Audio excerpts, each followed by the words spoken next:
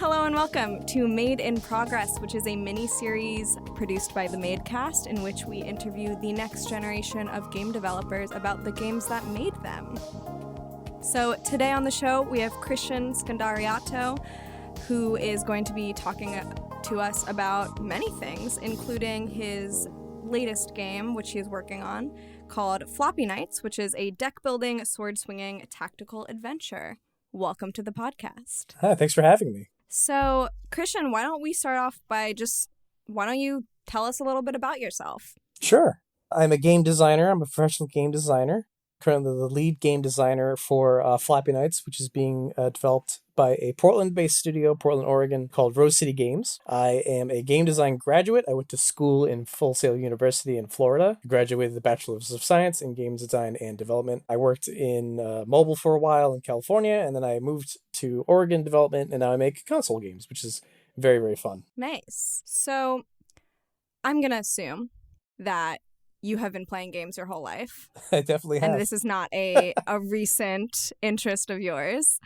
So if you can think back to tiny little baby Christian, what is the earliest video game related memory you have? It's probably the earliest. I remember my earliest and most distinct memory of playing a video game was getting Chrono Trigger for the Super Nintendo. And I wanted nothing more than to sit down and play it for the next billion hours. But my parents had also bought pizza because for some reason this was like a big day. This was a big celebration day. And I was so upset that I had to go eat pizza so that and that I could not play Chrono Trigger, which is like the best conundrum to have in the history of the universe, right? To have to choose between pizza and a video game at age... Oh, absolutely. I don't know, 7 or 8.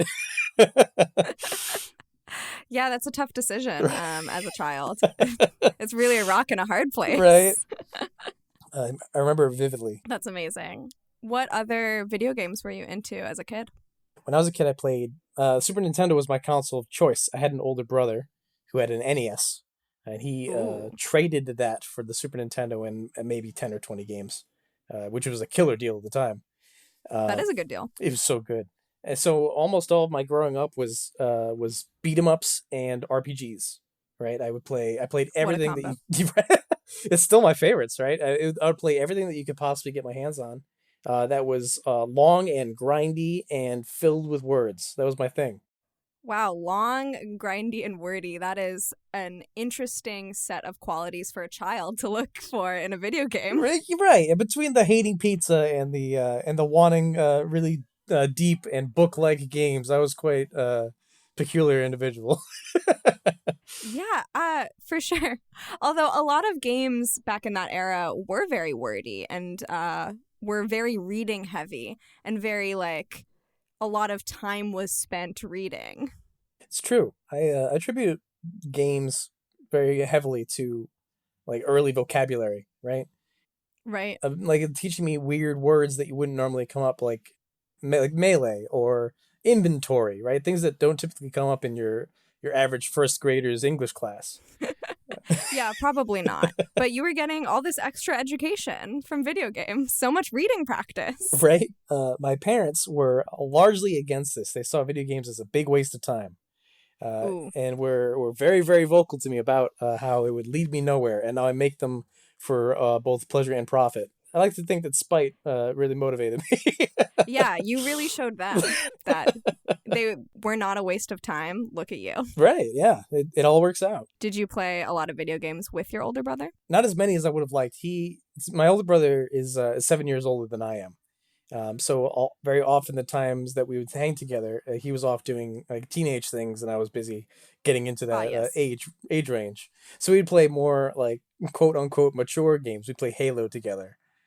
We play Super Smash Bros. Together. Were you super competitive together? Yes, and that's the problem. I see. So I would have more time to spend playing games than he would because I was not a young teenager. Therefore, I would spend much more time and get much better at the games and beat him effortlessly, which would make him very mad. Oh yeah, I can imagine that being a point of contention between you two. You never want to lose to your younger brother in anything, right? No, that really seems like that is the worst thing that could possibly happen to a teenager is being beaten by your little brother at a video At a game. video of all things, at a video game, it's the worst. So Yeah. we would quickly stop playing together, and I would go back to my own thing. You'd go back to grinding and getting even better so Right. that you could destroy him even more the next time. That's the deal, yeah. Yeah. So I'm guessing that your interest in video games did not end then, but did your taste in games change as you got older? Like, did you still find yourself preferring these sort of wordy, grindy games, or did you start developing new interests? I want to say that I developed new interests, but it just widened it. RPGs have always been I have a soft spot in my heart for them, but the RPGs that I played as a kid don't really exist anymore, right?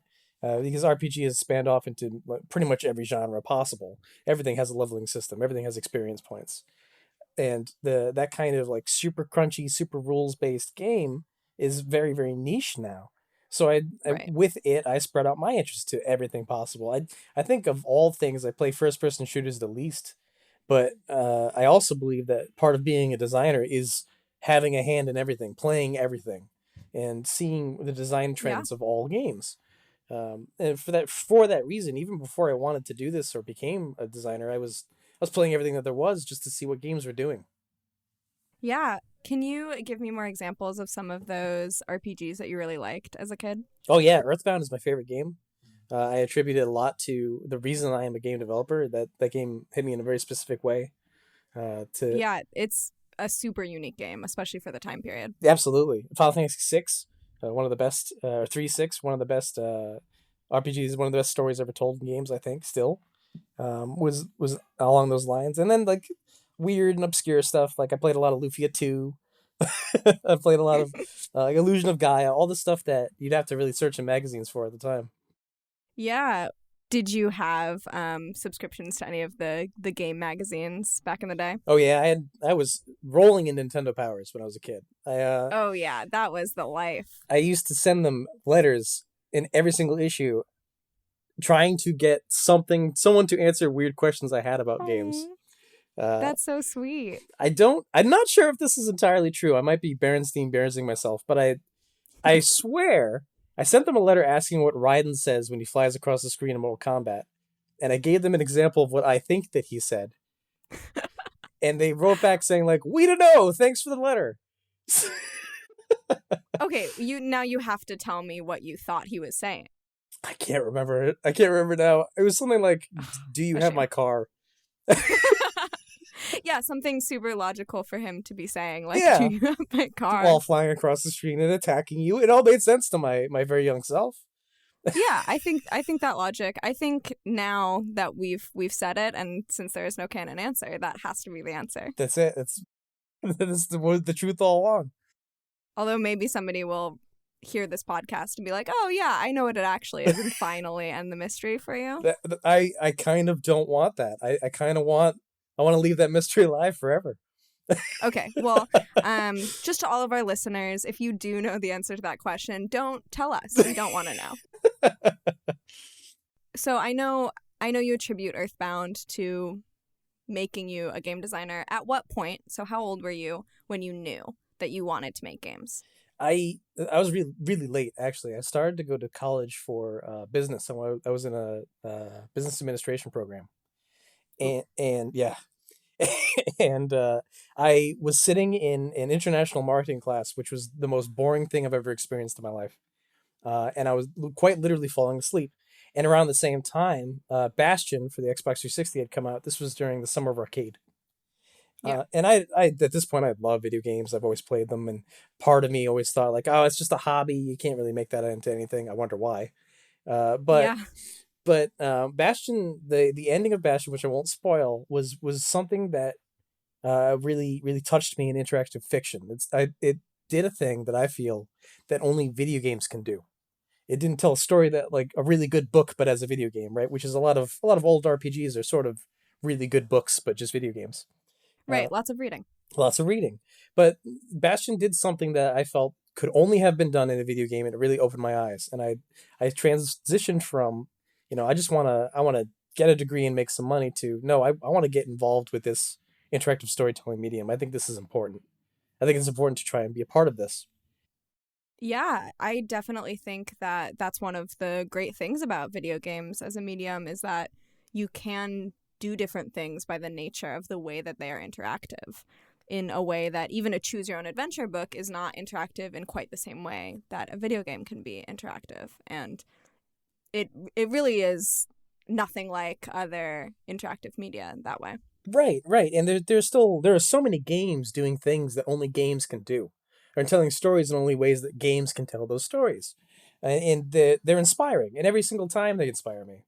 And from there, I quit business school and I went to game school. And that's really what hit it. I like to imagine that you stood up in the middle of your very boring class and went, "I'm gonna go make games," and stormed out. That's what I'm picturing. But I'll tell you this: I haven't told anyone this. I skipped the final. Good for you. I stuck around for all the group project finals. I wasn't about to sink everyone else because of my decision, but I skipped my international marketing final because I hated that class. And the professor sent me a really just righteously angry email, like, how could you possibly have not been absent? You need a good excuse. Come and see me. And I left them on read. I never talked to them again. And that was my moment of self-righteous of being flippant to that. So, in contrast, hopefully going to school for game design was not quite as boring. No, it was great. It's still hard for me to recommend to anyone to go to school for video games because it's a very contentious subject. I believe firmly that my going to school to make games was very, very good for me as a person. It helped me learn a whole bunch of skill sets about what I would need to do to get there. It helped drive me towards an achievable goal. It gave me experience that I needed. This is not the case for everyone. Right. The classes that I took ranged from extremely useful, even to this day, like programming basics and level design basics, to like complete wastes of my time. Like history of video games was a class that I took. Excuse me. And while I love the history of video games and I think it's an important topic, the class was not great.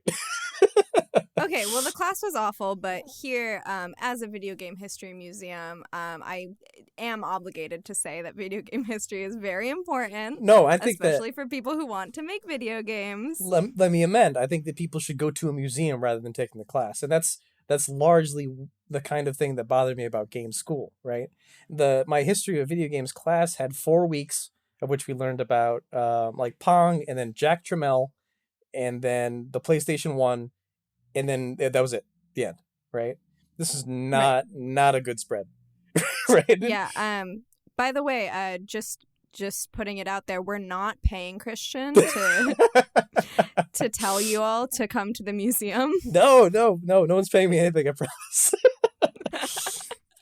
But I mean, part of our goal as a museum is to get people to care about video game history, and oftentimes, even when it is taught, which is rarely, it is not taught well, and it is really reduced down to here's Pong. Here's Pong. And Pong is cool, and then okay, go make a game. Yeah. Right. It's not really teaching the histories of design or the advancements in technology that allowed us to do new things and exciting things. It's not really teaching about like when internet was introduced to games, or that's important. And I think part of it is that for a long time there were no rules, and there was nothing to teach when it came to games because everyone who's making games was making it up as they went along. We've been interviewing people lately for the podcast who worked in the very, very early days of video games and creating new genres like all by themselves. And they just kind of were like, well, what if we just did this? And here's the technological limitation. And like, cool, like I want to see what happens. And they were really making up as they went along. And so I think the idea that you can even teach video game design and anything to do with the games world is a relatively new idea. Right. And I think it's equally important that new designers understand their history, so they understand the steps that were taken to get us to this point, right? It's the same as researching any hard science. You want to know everything that has been tried. so that you can try something new, or at least Right. understand why those things have not worked in the past, or how they worked in the past, or at least the process of getting there. Yeah, and all art is, responding to previous art, and this is absolutely true for video games, is that everything in a certain genre, is influenced by the past one. And the reason that it is standard that we call it an inventory in a video game is, there was a point where that wasn't a standard. And then all of a sudden now every time you have things in your pockets, it's called an inventory. Right. And the way that Right. you look at those things, the reason that buttons are green and red, right? There's a lot of reasoning as to why that happened. That started with, we had no other option and it seemed good, and now we use them as heuristics. Right. So I know that you said that you don't always recommend that people go to school for game design, but in your case, it was helpful. Yes. So while you were there, was there anything that you were taught that you kind of disagreed with? Whew, that's a great question. Thanks. That's what I'm here for. There were things. We had a lot of classes about defining what a mechanic is, right? And as far as game design goes, this is largely interesting in traditional game design, right? Traditional game design being designing games as if they were older, not trying to push the medium in an innovative way. So, Right. like, what is the mechanic of a visual novel, right? Compared to what is the mechanic Reading. of right? Yeah, I guess that's the mechanic, or like advancing the page. But that's dissimilar to the mechanic of Super Mario, where like the mechanic is jumping, right? The core mechanic is jumping. And for that reason, it felt very much like we had an emphasis on, here's how to make stock standard traditional video games. There's nothing wrong with this, especially if you're talking to a room full of people who have never made a game, right? Much of my big speech about how you should learn your history, understanding the most basic functions is important. But that allows people in those classes to make the leap that, or I want to make video games. I don't want to make visual novels when they're both video games, right? Yeah. And that's something I disagree with. Yeah. On our last episode of Made in Progress, we were talking to Kara a lot about visual novels, since she makes visual novels. And that was one of the things that came up, is that visual novels are a good example of a genre that's seen as kind of separate from other video games, as being very bound to that mechanic, as being very much stereotypically associated with a certain audience that aren't gamers, very much quotes on gamers. Right. Yeah, that classification is silly. There's so many people that play games in so many different ways now, and then we pigeonhole it into, only if it has a controller, and only if you spend more than this amount of hours on it, that kind of thing. Yeah, only if it's Call of Duty. That's the only real video game. That's the one game. I can't believe that there are no other video games. Yeah, nobody's ever made any other video games. It's just that. So, speaking of making video games, gonna pivot to that. Can you talk about some influences on the games that you design now, and Floppy Knights in particular? Yes, yeah, absolutely. So Floppy Knights is it's like a spiritual successor to an Advance Wars style tactics game. And we're using, Advance Wars concepts, very flat. We're dealing with height, units that take one entire tile movement, and we're trying to spice it up with card-based actions. So every time you attack, that's a card. If you use various abilities, that's a card. Things like that. So it's a deck builder in an Advance Wars. And in that... Yeah. I'm sorry, go ahead. No, you go ahead. In that, I played maybe an entire works week of video games that are various tactical RPGs that have come out in the last 10 years to start researching it, right?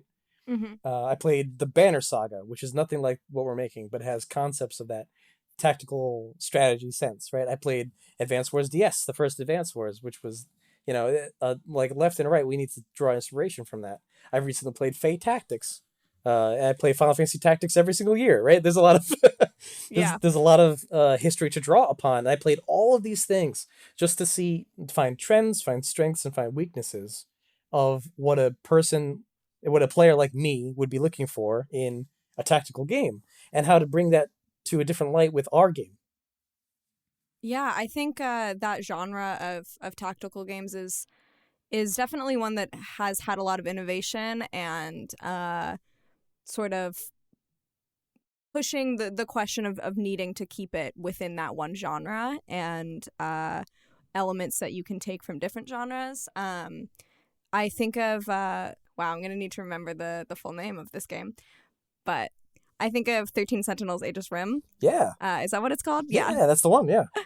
Yeah, and that's a game that I watched a friend of mine play through lately, but it is a tactical game, but it's also a visual novel. And that had so many interesting elements of both that came together, and it was married in a way that I felt wasn't weird and didn't feel like it was trying to be either genre too hard, but taking really great elements of each of those genres and putting them together. Yeah, absolutely. And we're trying to do something like that. Or 13 Sentinels is awesome. And the presentation of what it does and the story is like way out there. I love it. Yeah, the story is very out there. But it's that style of I think we're at a point with games now where we can start genre melding more. Genre melding, sorry. Genre melding more. In that we can put you can take something that's a little weird, like card deck building style games have really, really come out in indies lately. There's a lot of deck building Yeah, plus X that is games. that is what I was going to, start talking about next. Is that's another genre that has exploded like crazy lately is deck building games, and that's one of my favorite genres. And so, like I have a stupid number of hours in Slay the Spire, Mm-hmm. which I think is just a really pivotal game in that genre. But I also like played Hearthstone for a long time and then gave up on it like lots of people did. But it's it's very interesting that deck building video games are something, and especially indie games are something that is just really exploding now, whereas similar deck building physical games have been popular for such a long time. Forever, right? If we think about Magic and so many, and Yu-Gi-Oh, that have been really, really big communities, and yet for video games it's taken time for that to blow up. Yes, yeah, absolutely. It's we're just now getting to the point. I think Hearthstone's a great example of this. We're getting to the point where deck-based video games are doing things that would be hard to do on a traditional Right. paper card. All the RNG that people hate about Hearthstone is, I mean, one of the reasons I love it is it's so unique to being a video game. Is you can't have random stuff happen like it can Right. In a video game without having a book of text on the card itself, right? It's impossible to do that. God, yeah. And I love that. I love that exists and that we can play in that space. Yeah, for sure. What sort of things do you think Floppy Nights does differently than other games that are coming out now, or other games in either of these genres? There's a lot of deck building style games are still trying to lean very heavily into the fact that they're deck building. And what I mean by that is like Slay the Spire was an incredible game. And it really paved the way for a lot of ideas of building the engine, right? You have a deck that revolves around a very specific set of cards, and when those cards interact with each other, it creates a combo that goes infinitely, or at least to a point that allows you to win, right? Right. This is not unique to Slay the Spire. This is largely like any deck building game, even tabletop deck building games like Dominion. We're trying to stray a little bit away from that because we're a tactical game, right? Right. So we've been having a lot of conversations, especially recently, about not letting the player have an infinite combo, doing our best to either limit that or completely forbid it from our design, while That's also making sure that they feel strong and smart, right? Mm-hmm.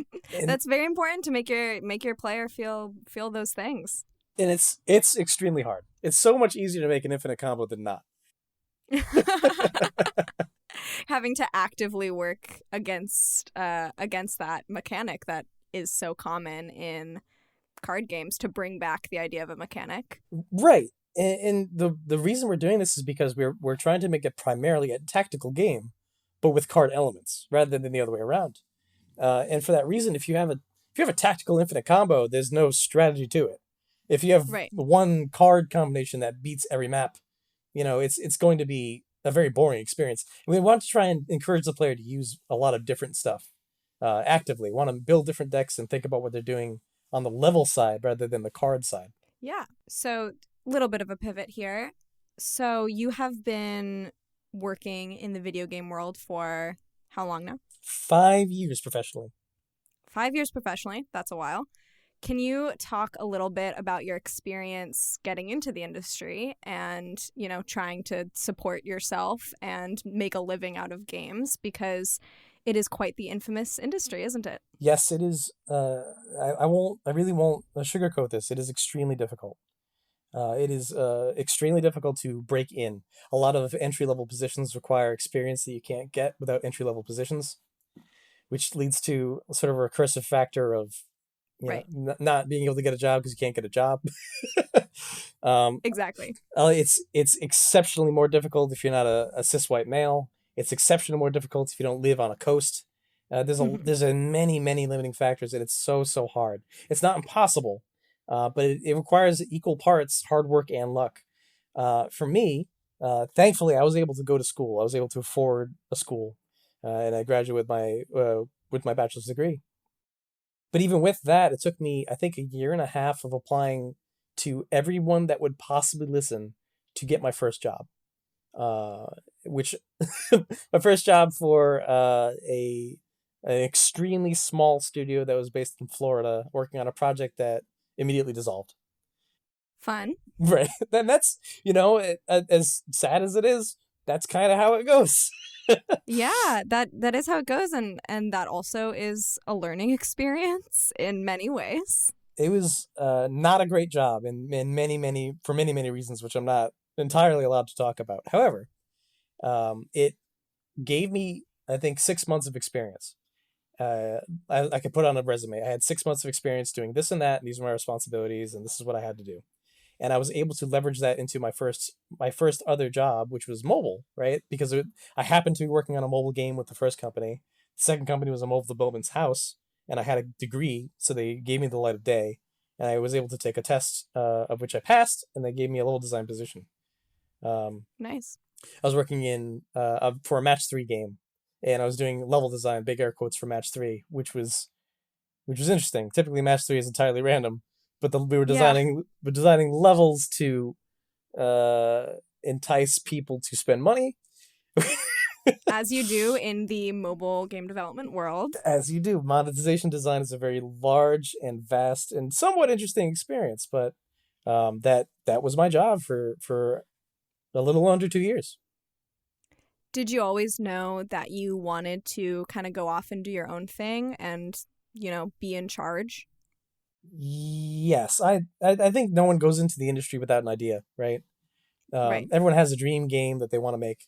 My dream game was about 6 dream games ago, so I'm a little over that at this point. But every single person that enters the industry enters it because they have something they want to do, and I think that that is both great and terrifying because it takes such a long time to understand all the things you need to understand to even start making a game that you envision in your head, but when you start. That perfect RPG, that 80-hour epic that no one has ever thought of, that doesn't exist. I mean, is there a part of you that still dreams to make the grindiest, wordiest game that the industry has ever seen? No, not anymore. I've killed it. Well, that might be good because, I mean, you have an audience of one, which is you, but who knows how many other ones. I firmly believe you should, if you are able to, you should make games that you would want to play. Right. And because making video games is so hard, at the very end of the day, making something that's fun to you is a nice driving factor. But as far as making the dream goes, no, I've worked long enough to know that that's not a thing. Well, hopefully the games that you are working on now are still have elements of that dream and are still ones that, you want to play and exist because you think that they should be out there. They absolutely are. As I said, I play Final Fantasy Tactics every year. I love that game. Mm-hmm. I'm making a game that's almost nothing like it outside of being tactical, but the part of me, part of adult me, looks at kid me and says like, "Hey, look, we're doing it," and that's Yeah. that's a good feeling to look back on. That is, absolutely. And hopefully there are still like elements of your current games that would also be exciting and fun to play for little child you too. Absolutely, yeah. Yep. Good. However, I do wonder that a lot of tactical games and even deck building games have a reputation for being hard and being the kind of games that you lose a lot and involve a lot of grinding. My win rate on Slay the Spire will prove that fact. Does Floppy Knights have those elements? Is it a tough game? No, it's not, and that's like core to our design of it.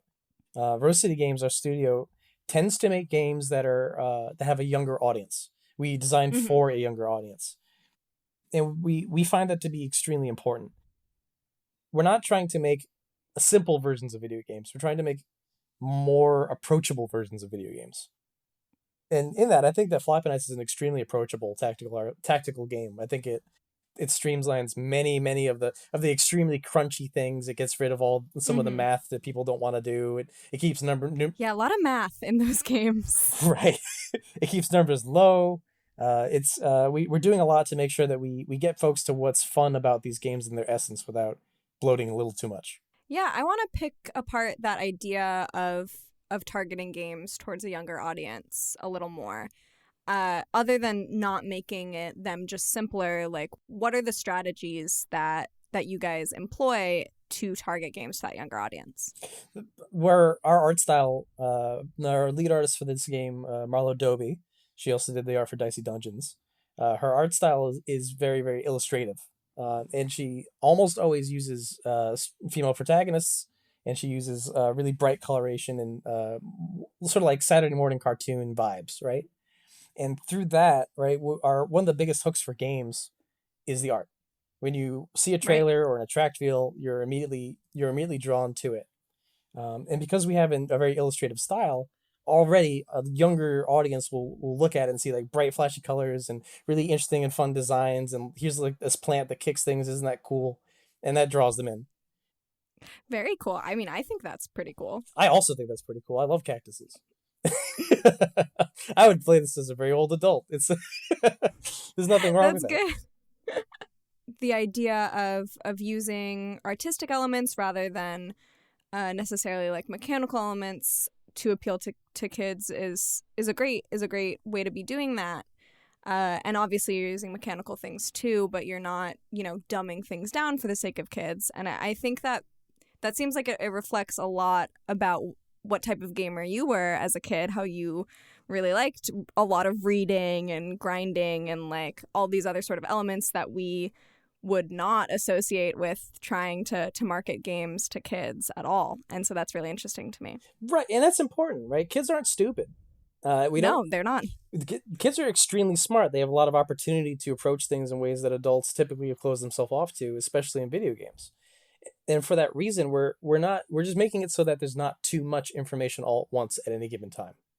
Or the information of which you receive mechanically is not, it gives you space to be comfortable with it. Like if we introduce a mechanic in the very first level of an area and it has a new effect that is in its terrain, we give you that entire level to figure out what that terrain does and how to use it with pretty much no other danger, right? The danger of a normal level. But it is all about like, hey, here's this weird tree and you're going to figure out this weird tree. And that's all you have to do right now. And we space that out throughout all of our progression design, right? Here's this one thing. And if you can figure out this one thing, you'll be better when it gets a little harder next time. And this is not something that kids need, per se. I think this is just normal, good tutorialization. But if all of your information is accessible, if all of your information is digestible, then anyone of any age could appreciate it. And if we already have the hook of a younger audience and they have approaching this digestible information, it allows them to enjoy what they're seeing. Absolutely. And also, we live in the age of the internet. You can look up walkthroughs and guides for all your favorite games instead of having to wait for the next issue of Nintendo Power to come to your door. Wait for those maps to come in the mail so you can finally find where that key is. Ugh, drove me nuts. Some part of me misses that. I think I miss writing down notes on index cards for me to remember later if I was playing a puzzle game. kids these days having it so good with their YouTube tutorials. I kind of miss it, right? We had like things that were blatantly untrue, but everyone believed, like the Mew under the truck, right? Oh, absolutely. Doesn't exist, and you could look that up now. But I want mean, that magic back. my uncle who works at Nintendo Of course. says it's real. Of course, yeah. How could I have doubted you? Yeah, of course. But I think video games, especially in their relationship to children, have done this weird fluctuation back and forth that there's a lot of people who still really believe, oh, video games are for kids. And there's some video games that are clearly not for children and are really hard to get into and are kind of standoffish in a way, and have like incredibly steep learning curves. And like a lot I think of adventure games back in the day in most adventure games, like you were eaten by a grue, like that is just how it worked out, and there was no tutorial. There was just getting eaten by a grue, right? And you would have to go through that situation and figure it out yourself, and your hand was not held. And at the same time, there's also this weird stereotype that video games are for kids, and to me that seems like they're kind of these two separate camps that either, oh, they're all for kids, or they are not for kids, and meh.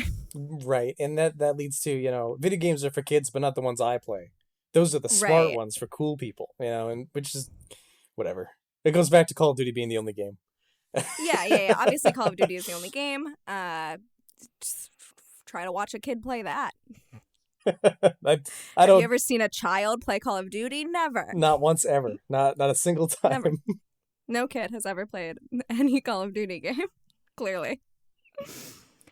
However, we are running short on time, so I'm going to give you some space to plug almost anything you'd like to plug, hopefully yourself, and you can tell people where to find you and find your games and all that sort of stuff. Sure, yeah. I'm on Twitter primarily. My handle is @perpetualrain with an E at the end of rain, because I was really, really into being dark and moody when I was a teen. I never got over that. I do a design. That's a mood. I do a design thread on Floppy Nights every single Thursday. I talk about the various designs of the game, where we are in development, and the lessons we've learned. You can check out Floppy Nights at Floppy Nights. It's also on Twitter. It's Advanced Wars plus deck building. It's going to be a great time. It's hopefully coming out at some point. At some point. Hopefully. We will look for it at some point then. Please be aware of it. Yeah, that's actually really it. And Rose City Games. Rose City Games is the studio that I work for. And very last question for you. What games have you been playing lately? I have been playing Resident Evil 4. I've never played any Resident Evil, which is my big gamer secret. Oh, yeah. That's almost like never having seen Star Wars. I know, it's so shameful. I'm trying to remedy it. Okay, well, at least you're working on it. Right. Okay, well, thank you so much for coming on the podcast. Go and check Christian out and his game studio and his games on all of those platforms, and play Floppy Nights when it comes out. And on behalf of the Madecast, I'm Leland, and happy gaming.